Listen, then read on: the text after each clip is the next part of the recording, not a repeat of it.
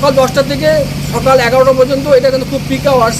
এই সময় বিভিন্ন স্কুলের স্টুডেন্টরা তারা কিন্তু এই রাস্তা দিয়ে চলাচল করে, বিভিন্ন অফিস যাত্রী নিত্যযাত্রী যারা আছেন তারা এই পথ দিয়ে চলাচল করে। আদর্শ পথ হওয়া সত্ত্বেও যেইভাবে ট্রাকগুলো যত দাঁড়িয়ে থাকে, আমার কাছে যেটা খবর আছে যে কোনো এক্সপোর্টারদের গাড়ির টেন্ডার হবে, তারপর লিও পাবে, লিও পাওয়ার পর গাড়িগুলো তাদের বেড থেকে বের হয়ে 0 পয়েন্টে যাবে এবং এখান থেকে এক্সপোর্ট হবে। কিন্তু আমরা দেখতে পাচ্ছি সেই নিয়মকে তোয়াক্কা না করে বিভিন্ন এক্সপোর্টার তারা কিন্তু রাস্তা গাড়ি দাঁড়া করে দিচ্ছে। আমি এক্ষেত্রে যারা ট্রাক মালিক আছে এবং ট্রাক সংস্থা আছে বা এক্সপোর্ট অ্যাসোসিয়েশন তাদের অনুরোধ করব, যানজট এড়াতে আপনারা একটু সক্রিয় ভূমিকা পালন করুন।